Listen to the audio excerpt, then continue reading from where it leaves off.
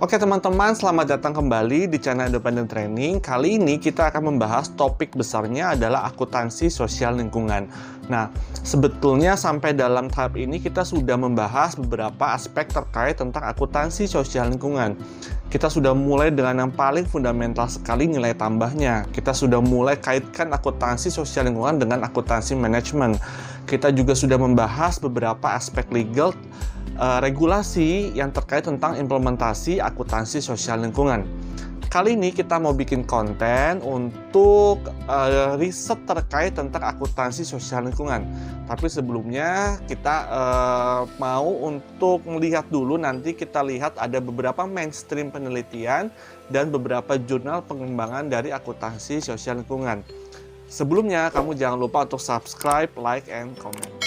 Oke guys, kita mulai aja. Nah, akuntansi sosial lingkungan ini sering sekali dijadikan judul tugas akhir karena memang sampai sekarang isunya juga memang masih memberikan nilai tambah karena beberapa perusahaan, terutama perusahaan yang terdaftar di bursa, mereka memiliki suatu kewajiban untuk pengungkapan akuntansi sosial lingkungan. Nah, ini yang mendasari juga kenapa ASL masih menarik untuk dijadikan topik riset. Nah, ini juga didukung sebetulnya kalau teman-teman lihat lagi playlist podcast on-ride kita bersama Kak Prodi dari UPH Akuntansi. Beliau menyampaikan bahwa topik ini juga masih cukup menarik, termasuk juga Ibu Dekan FEB dari Universitas Bhayangkara yang mensupport bahwa ini memang masih menarik untuk dijadikan tugas akhir. Nah, kita sampaikan dulu beberapa mainstream research dari akuntansi sosial lingkungan yang sampai saat ini memang sering dikerjakan oleh teman-teman. Nah, mainstreamnya atau yang memang commonnya itu adalah environmental and social accounting, dijadikan topik untuk tugas akhir, bisa skripsi maupun tesis. Nah, memang saat ini yang mau saya sampaikan penelitiannya masih kuantitatif, dengan menggunakan data laporan tahunan ataupun juga ada sustainability reporting ya. Nah, tapi SR ini memang tidak semua listed company memiliki SR, jadi nanti teman-teman bisa memilah-milah mana perusahaan yang memiliki SR dan mana perusahaan yang tidak mempublish sustainability reportingnya. Nah, bicara mainstream research atau bicara penelitian yang sudah common sekali, sudah biasa sekali, dalam penelitian kuantitatif akuntansi sosial lingkungan, biasanya environmental and social accounting dijadikan variabel Y. Ya, variabel Y itu variabel dependent ya. Mungkin teman-teman bisa lihat apakah itu variabel Y dan X di video-video sebelumnya. Nah, setelah environmental and social accounting disclosure, biasanya disclosure karena kita lihat pengungkapannya. So far, sepemahaman saya, cara mengukurnya memang ada beberapa, tapi memang yang paling common itu biasa dengan dari pengungkapannya karena itu yang paling mudah untuk dilakukan analisis. Kemudian pada saat environmental and social accounting ini dijadikan variabel Y, maka apa yang menjadi variabel X-nya? Oke, sekarang kita lihat variabel X-nya. Nah, penelitian yang berkembang saat ini masih melihat setelah kita mengimplementasikan environmental and social accounting di dalam laporan keuangan kita, kemudian apa benefitnya, sehingga X-nya pasti akan melihat kepada financial indicator ya, seperti profitabilitas, seperti nanti kita juga bisa berkembang kepada nilai perusahaan.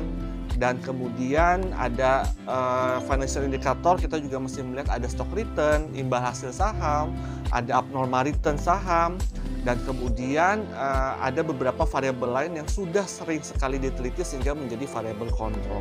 Jadi kalau saya boleh summary-kan, untuk mainstream research yang terkait tentang ASL masih menempatkan ASL sebagai variabel Y, mohon maaf kalau di framework, dan X-nya itu adalah financial indicator.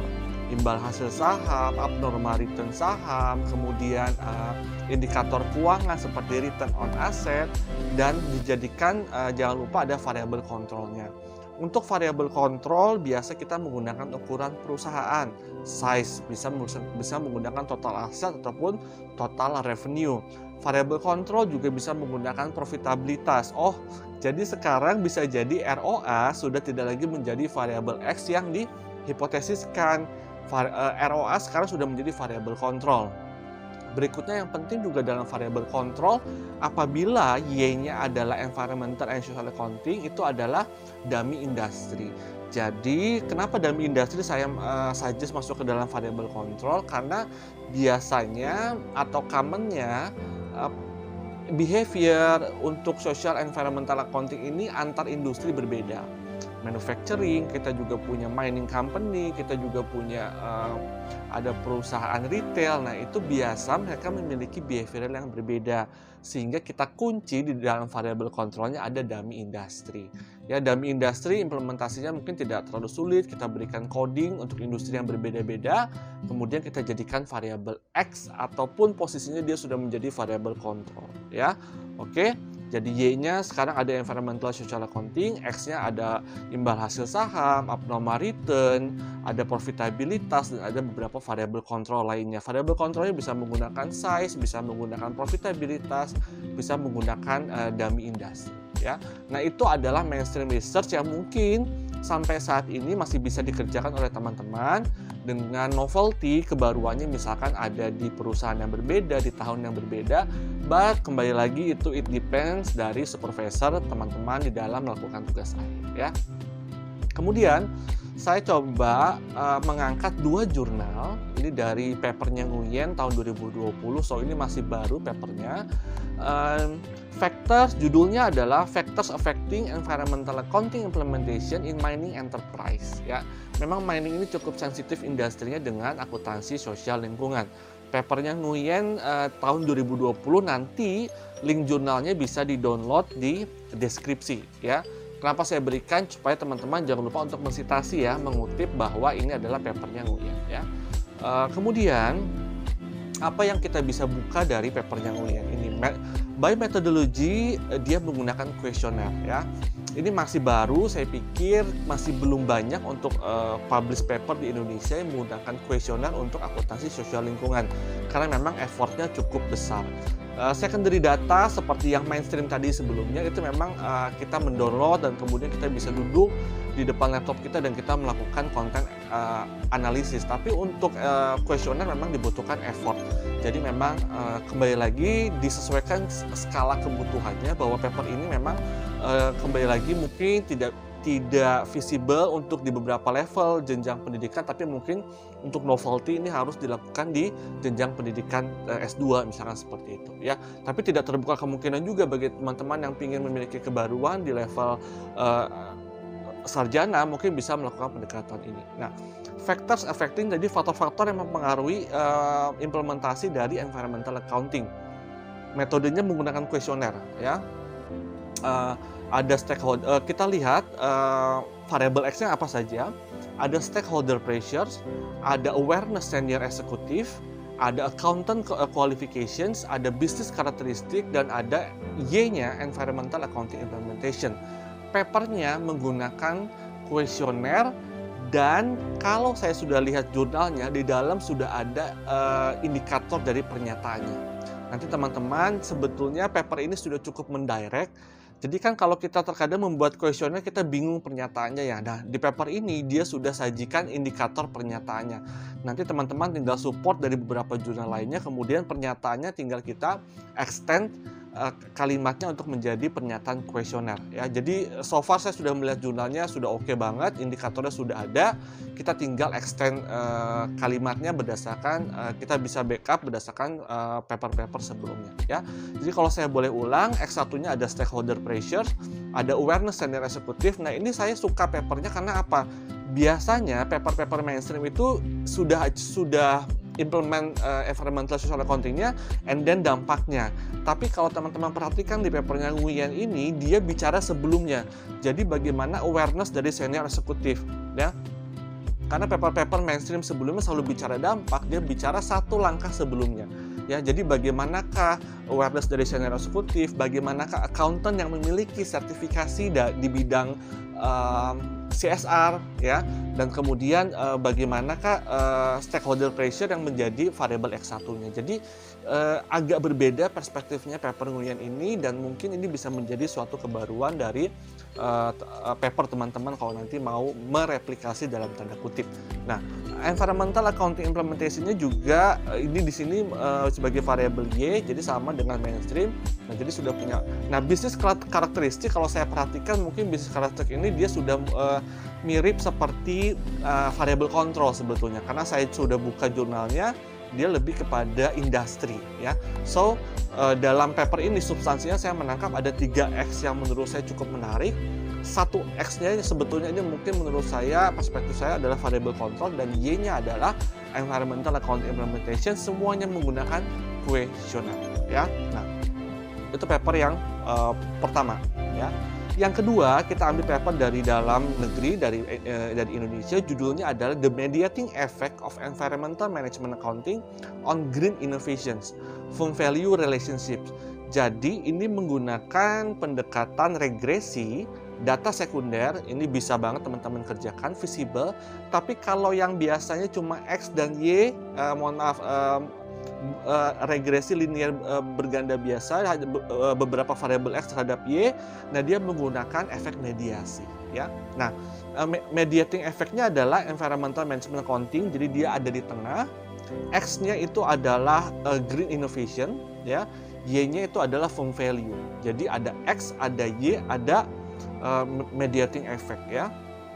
X-nya adalah green innovations, dia menggunakan content analysis dan sudah diberikan juga beberapa indikator, kita tinggal mengkonten saja, memberikan dummy saja.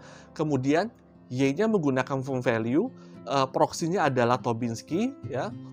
Nanti teman-teman tinggal bisa mengadopsi Tobinsky, dan ada mediasi efeknya adalah environmental management accounting ya. Jadi itu di mediating effect ya. Jadi ada X, ada Y, ada mediating effect-nya. Nah, EMA-nya atau environmental management accounting-nya sudah juga disajikan proksinya. Nanti teman-teman tinggal mengelaborasi lagi dari papernya Agustia et al. Tahun 2019.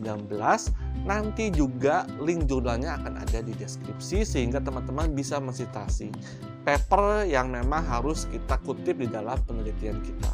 Nah, jadi kalau saya boleh summary, kita sudah punya 3 penelitian di dalam ASL. Yang pertama mainstream research. Tidak ada yang salah dengan mainstream research, kita tetap memiliki unsur kebaruan, tapi ini mainstream artinya variable X-nya financial indicator, abnormal return, return saham, kemudian ada variable X lainnya, dan Y-nya adalah biasanya social accounting dan ataupun environmental disclosure ya. Nah, itu yang mainstream. Paper yang pertama yang saya coba sajikan di sini adalah dia menggunakan kuesioner. Kuesioner ini karena cukup effort, ada X1-nya ada stakeholder pressure, kemudian ada awareness out of management, kemudian juga yang ketiga dia ada ada accountant qualifications ya. Ini kuesioner cukup menarik, cukup effort, moga-moga bisa diapresiasi oleh pembimbing dan penguji. Nah, yang ketiga, nah ini mediating effect, regresi. Tapi kenapa saya sajikan? Karena ada mediasi efeknya ataupun ada variabel moderasi. Ya, nah biasanya kita memodif beberapa regresi yang terkesannya biasa XXX terhadapnya, tapi kita berikan efek mediating. Moga-moga ini juga bisa menjadi sumber rujukan, dan ini juga moga-moga bisa diapresiasi oleh pembimbing dan penguji dalam rangka kita memberikan novelty di dalam penelitian kita. Oke, teman-teman independent training, jadi kurang lebih itu yang mau saya share. Ada 3 mainstream research, ada 1 mainstream research dan ada 2 jurnal tambahan yang nanti teman-teman bisa elaborasi lagi, bisa didiskusikan dengan pembimbing, dan moga-moga sukses dengan tugas akhirnya di bidang akuntansi sosial lingkungan. Stay terus di channel Independent Training.